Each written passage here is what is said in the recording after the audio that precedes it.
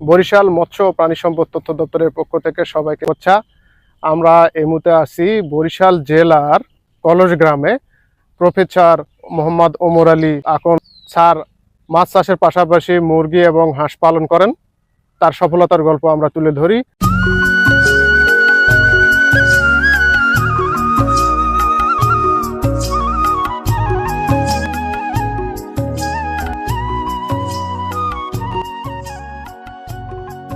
আসসালামু আলাইকুম, কেমন আছেন? ওয়ালাইকুম সালাম, ভালো আছেন আপনি? জি আছি আলহামদুলিল্লাহ। আমরা মৎস্য প্রাণী সম্পদ তথ্য দপ্তর বরিশালের পক্ষ থেকে জি জি আপনার যে সফলতার গল্প, আপনি যে হাঁস এবং মাছ চাষ করেন, জি জি তাহলে আপনার এই যে পুকুরের আয়তন কেমন, মানে কতখানি বিঘা বা কয় বিঘা হতে পারে?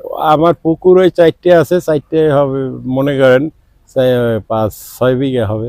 6 বিঘা। আচ্ছা, এই পুকুরগুলোতে আপনার কি কি মাছ আছে?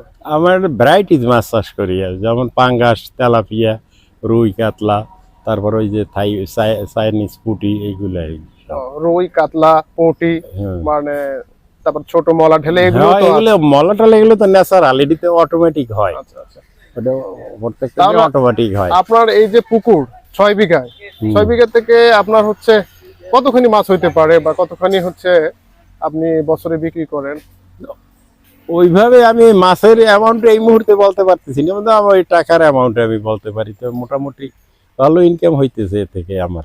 আপনি কি মাছের পাশাপাশি যে হাঁস মুরগি বা এগুলো লালন পালন করেন? জি, আমি দেশি মুরগি এবং দেশি হাঁস আর চায়না হাঁস, এই মোটামুটি দেশি মুরগি, দেশি চায়না এবং হাঁস পালন করেন। আর দেশি মুরগি, দেশি সব দেশি মুরগি। আচ্ছা, এই যে আপনার কতটি হতে পারে, আপনার কয়টি হাঁস বা কয়টি মুরগি? আমার হাঁস আছে 120টার মতো এখন, ছোট বড় মিলে যায়।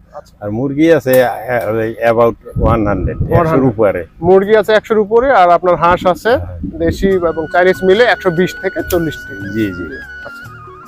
তাহলে আপনি একজন ছাড় হিসেবে, মানে যারা বেকার যুবক, তাদেরকে এই মাছ চাষ পরামর্শ করলে তারা কি লাভবান হতে পারে? অফকোর্স, অবশ্যই। যদি তারা কেয়ারফুলি করে, সতর্কতার সাথে করে এবং সব পলিসি মেইনটেইন করিয়ে করে, তো হি উইল গেইনার। আচ্ছা, মানে তারা যদি প্রপার ট্রিটমেন্ট, এভরিথিং করলে, তাহলে একজন বেকার যুবকও অবশ্যই সফলতার মুখ দেখতে পারবে 100%।